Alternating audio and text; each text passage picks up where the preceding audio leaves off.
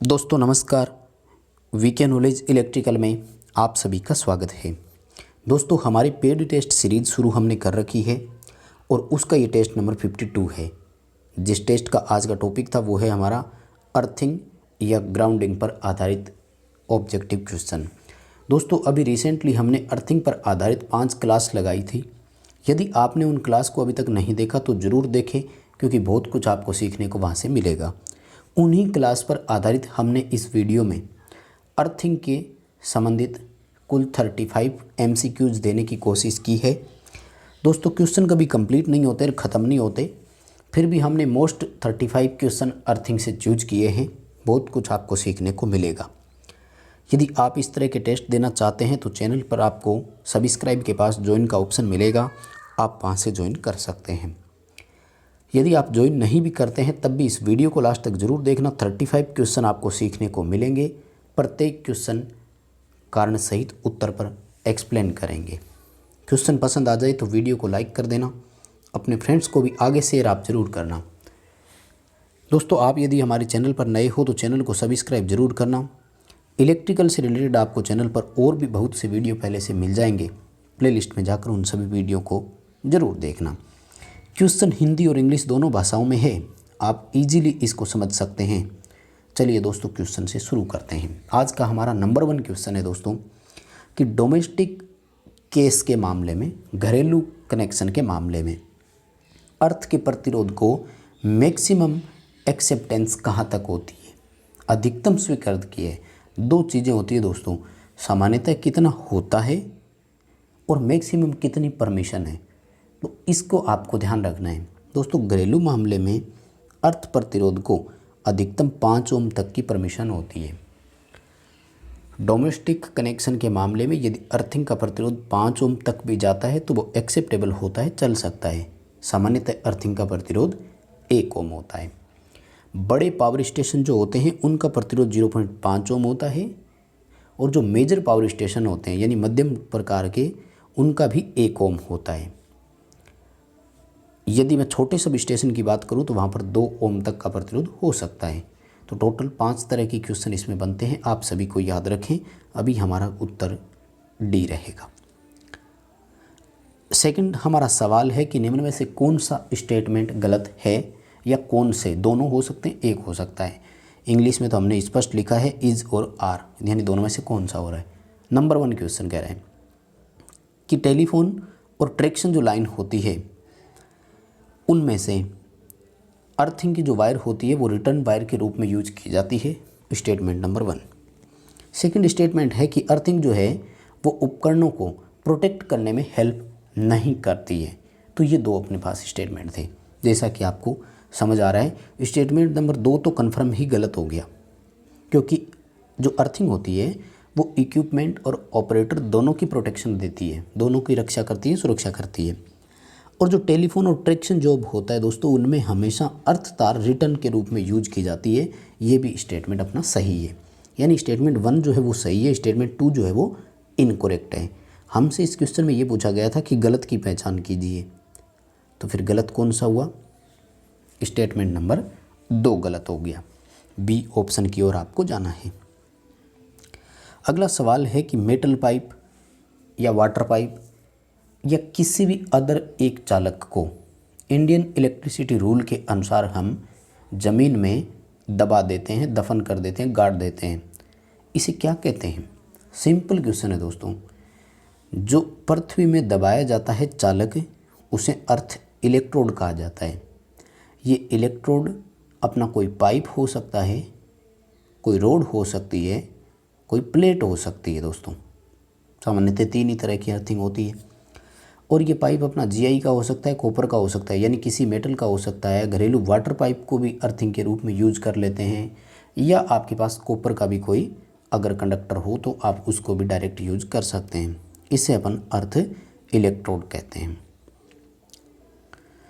अगला अपना सवाल है कि रिटर्न तार के रूप में अर्थ तार का उपयोग किस में किया जाता है। तो ये वो अपना क्वेश्चन आ गया जिसकी अपन बात कर रहे थे।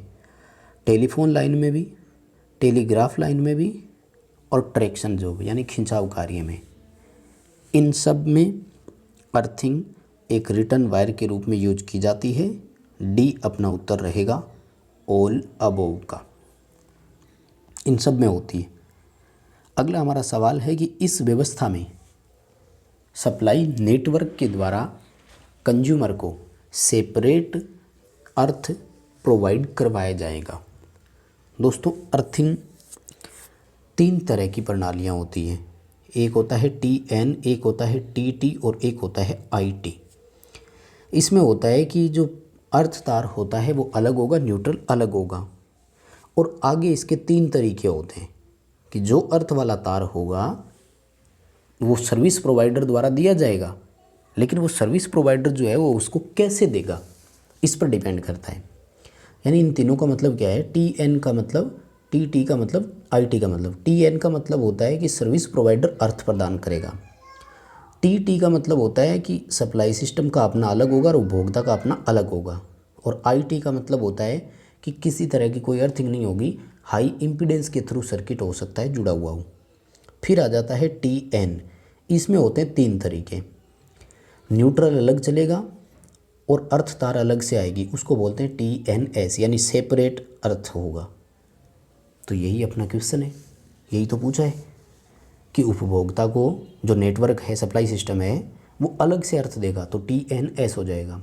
यदि न्यूट्रल और अर्थ एक साथ आते तो वो कहलाता TNC, यानी कंबाइंड हो गया। न्यूट्रल और अर्थ जो है वो कंबाइंड हो गया। और TNCS का मतलब या तो अलग होगा या सेपरेट होगा, दोनों में से कुछ भी हो सकता है। ये अर्थिंग के लिए 3 तरह की TN प्रणालियाँ होती हैं। सेपरेट में ए ऑप्शन अपना सही रहेगा, TNS। यदि कंबाइंड का पूछा होता तो बी हो जाता। अगला सवाल, ह्यूमन बॉडी का जब ड्राई स्किन हो, शुष्क अवस्था में हो, तो मानव शरीर की त्वचा का प्रतिरोध 100 किलो ओम से 600 किलो ओम तक मानते हैं दोस्तों। और जब नमी हो तो 1 किलो ओम मानते हैं। थ्योरी की क्लास अच्छे से पढ़ना, ये आपको समझ में आ जाएगा। अगला सवाल कहता है कि जब हम किसी इलेक्ट्रिकल मशीन की अर्थिंग कर देते हैं तो उसके बाद उस इलेक्ट्रिकल मशीनरी के सभी भागों पर क्या होता है, तो सभी मेटालिक पार्ट जिनकी हमने अर्थिंग कर दी थी वो जीरो पोटेंशियल हो जाते हैं। दोस्तों ध्यान रखना, अर्थ का पोटेंशियल हमेशा जीरो लिया जाता है, पृथ्वी का विभव शून्य होता है। इसलिए हमने जब उसको पृथ्वी के साथ जोड़ दिया तो वो भी पार्ट जो मशीन का है एक तरह से वो भी अर्थ ही हो गया, अर्थिंग के साथ ही जुड़ा हुआ माना जाता है, इसलिए वो भी जीरो पोटेंशियल पर हो जाएगा। ए ऑप्शन इसका सही रहेगा। अगला अपना सवाल सेम वही है कि अर्थ पोटेंशियल को कैसे लिया जाता है। तो पृथ्वी का विभव जो है वो शून्य माना जाता है, जीरो माना जाता है। ए ऑप्शन अपना इसमें सही रहेगा, earth potential is taken as zero. Next अपना सवाल है कि एक 3 फेज लाइन थी और उसे ग्राउंड नहीं किया गया था। एक फेज में यदि फॉल्ट आ गया, अर्थ दोष हो गया, तो बाकी जो 2 फेज थे जिनमें अर्थ नहीं हुआ, उन फेजों की वोल्टेज पर क्या प्रभाव पड़ेगा। अच्छा क्वेश्चन है दोस्तों, पहले भी मैंने करवाया था और जूनियर इंस्ट्रक्टर के वायरमैन के एग्ज़ाम में ये आया भी था। तो जो हेल्थी फेज होते हैं ना, उनकी वोल्टेज बढ़ जाती है, ध्यान रखना। वैसे भी ध्यान रखना, जब अर्थ फॉल्ट उत्पन्न होता है तो अर्थमेट के सापेक्ष जो पोटेंशियल होता है वो हमेशा बढ़ जाता है। तो ए ऑप्शन रहेगा अपना, इंक्रीज हो जाएगा। अगला सवाल है कि जीआई का पाइप, उसका व्यास क्या होगा जिसके माध्यम से हम अर्थ तार को बाहर निकालते हैं। यानी अर्थ इलेक्ट्रोड का नहीं पूछ रहा है यहाँ पर, अर्थ इलेक्ट्रोड, प्लेट, पाइप या रोड किसी तरह की हो सकती है। उससे जब हम तार जोड़ते हैं तो उसको अर्थिंग लीड बोलते हैं। वो अर्थिंग लीड जब बाहर आती है तो उसको एक जीआई पाइप के थ्रू बाहर लाते हैं। गैल्वेनाइज्ड आयरन का पाइप होता है।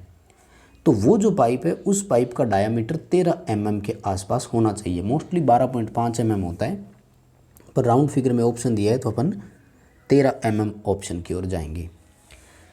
यानी जो अर्थ इलेक्ट्रोड था उससे हमने नट बोल्ट वाशर के थ्रू एक तार जॉइंट किया था, उसको अर्थिंग लीड बोलते हैं। अभी अर्थ कंटिन्यूटी कंडक्टर नहीं बनाए, ये ध्यान रखें, अर्थ लीड बोलते हैं। वो जो अर्थ लीड है वो जीआई पाइप के थ्रू बाहर आती है, तो वो जीआई पाइप 12.5 mm यानी लगभग 13 mm डाया का होना चाहिए। हमें बी ऑप्शन की ओर जाना है। अगला हमारा सवाल कि ground resistance should be design such that, earth के प्रतिरोध को इस तरह लिया जाता है, रखा जाता है कि जितना संभव हो सके उसके प्रतिरोध को कम रखा जाए, निम्न रखा जाए।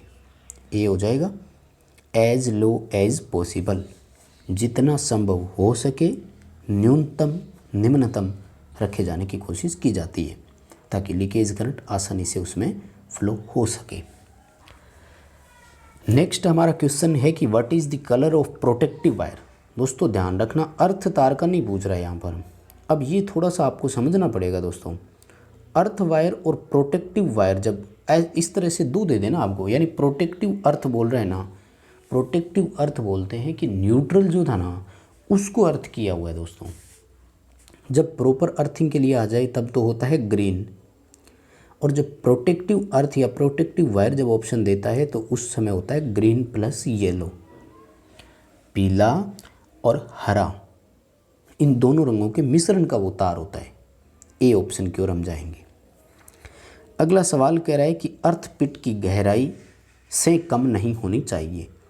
दोस्तों अर्थ प्लेट वाला हो या पाइप वाला हो, कम से कम 3 मीटर गहराई तो उसकी होनी चाहिए ज़मीन में। या फिर दूसरा ऑप्शन है कि जब तक ज़मीन में मॉइस्चर ना आ जाए, नमी नहीं आ जाए। जैसे अगर कोई रेतीला क्षेत्र है तो वहाँ हो सकता है 3 मीटर गहराई पर मॉइस्चर नमी आए ना, तो वहाँ और भी गहराई ले जानी पड़ सकती है, लेकिन मोस्टली 3 मीटर तक का माना जाता है। अगला हमारा सवाल है कि इस प्रकार की अर्थिंग व्यवस्था में उपभोक्ता को संरक्षित तार यानी प्रोटेक्टिव वायर स्थानीय अर्थ से उपलब्ध करवाया जाता है, जबकि जनरेटर या ट्रांसफार्मर यानी जो सप्लाई नेटवर्क होता है वहाँ पृथक अर्थिंग की व्यवस्था होती है। दोस्तों आपको इसके लिए क्लास ही पढ़नी पड़ेगी, तभी डिटेल से पूरा समझ में आएगा। फिर भी मैं बता देता हूँ एक बार और। दोस्तों इसको बोलते हैं टी प्रकार का अर्थिंग, 13 अर्थिंग। यानी आप अपना कर लो, मैं हमारा कर लेता हूँ। मतलब सप्लाई नेटवर्क जो होते हैं वो अपने जनरेटर या ट्रांसफार्मर की स्टार पॉइंट को अपने यहाँ अर्थ कर लेते हैं, उपभोक्ता को 3 फेज और 1 न्यूट्रल सेंड कर देते हैं। उपभोक्ता अपने घर पर लोकल अर्थ तैयार कर लेता है और वो उस अर्थ के वायर को अपने घर में अर्थ वायर की तरह यूज कर लेता है। टी अर्थिंग बोलते हैं इसको। TN में सप्लाई नेटवर्क पर ही यानी जनरेटर या ट्रांसफार्मर पर एक अर्थ किया जाता है और वही अर्थ उपभोक्ता के घर तक भेजा जाता है। और IT में जनरेटर ट्रांसफार्मर पर कोई अर्थिंग नहीं होती, उपभोक्ता के घर पर भी हाई इम्पीडेंस के माध्यम से उसको जोड़ा जाता है।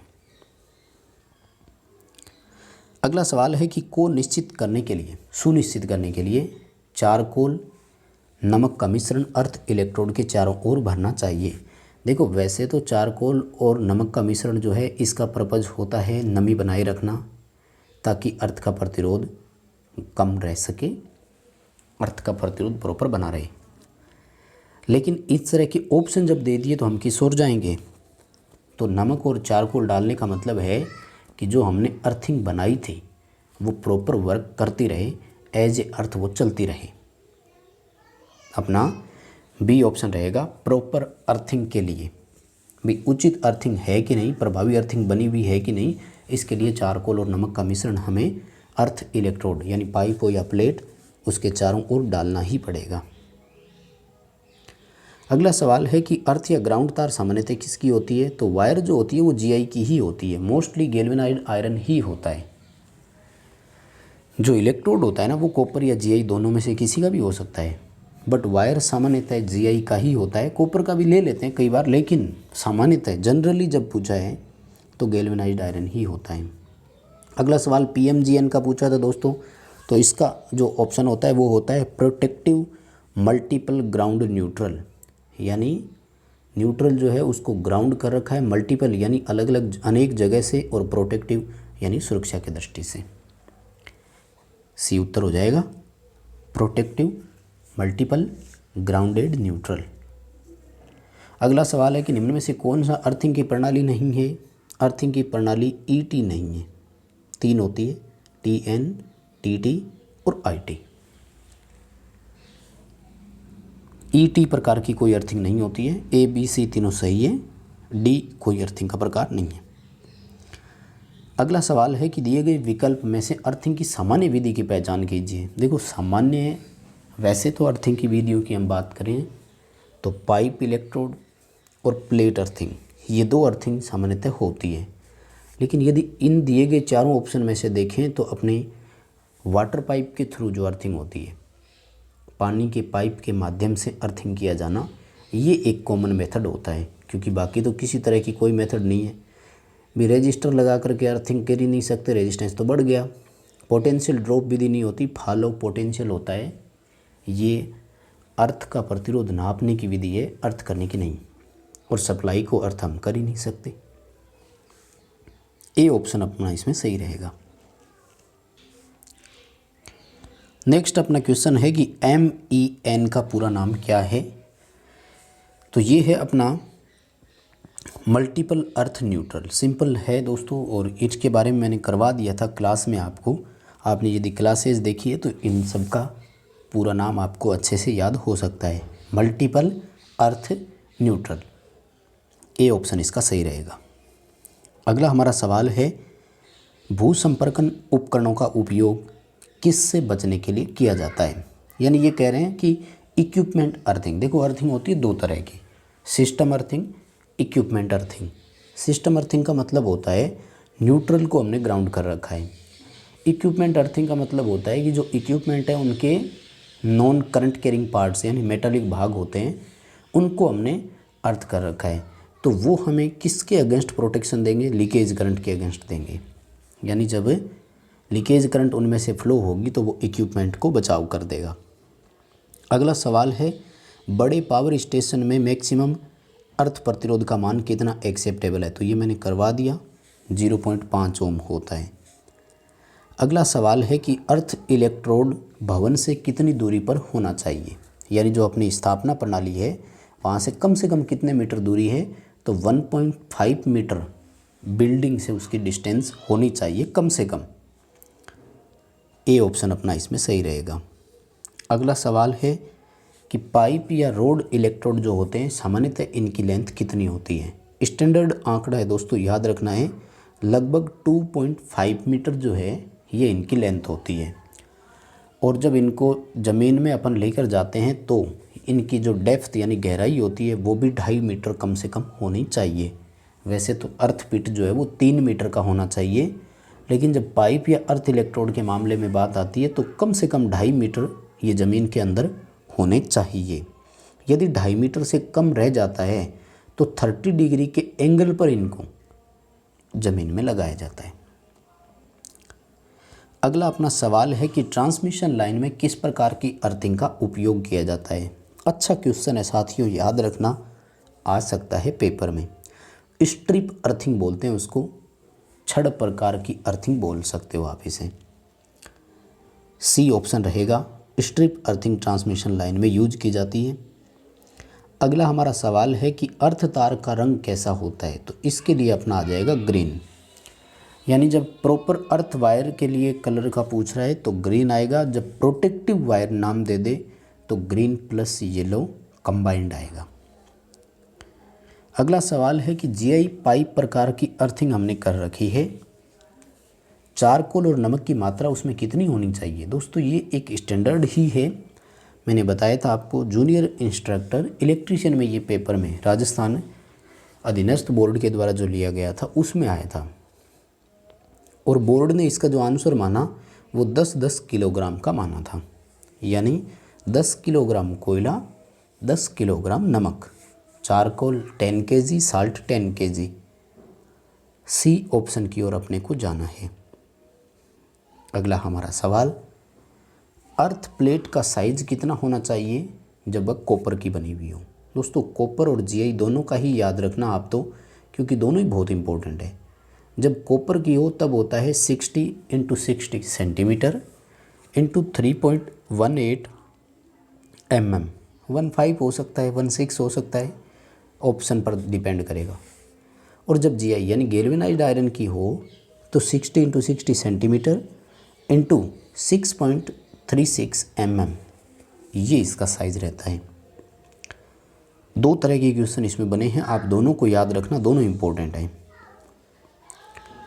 अगला हमारा सवाल है कि मिट्टी का विशिष्ट प्रतिरोध। दोस्तों अर्थ के प्रतिरोध को वहाँ की जो मिट्टी होती है उसमें लवणता की मात्रा, इलेक्ट्रोलाइट की जो मात्रा होती है वो उसको प्रभावित जरूर करती है। इसलिए मिट्टी का द्रव्यमान का जो रेजिस्टेंस होता है वही अर्थ के लिए प्रतिरोध माना जाता है और उसे कम करने की कोशिश की जाती है। किसी भी सॉइल का स्पेसिफिक रेजिस्टेंस जो है वो उस मिट्टी पर ही निर्भर करता है, यानी ये कभी फिक्स नहीं होता है। ये आपको 5 मीटर दूरी पर अलग मिलेगा, नेक्स्ट 5 मीटर दूरी पर हो सकता है अलग मिलेगा, यानी changes from soil to soil मिट्टी के अनुसार परिवर्तित होता रहता है। अगला सवाल है कि अर्थपिट के कवर में जो आरसीसी डाली जाती है उन आरसीसी का रेशियो कितना होता है? 1:4:8 होता है।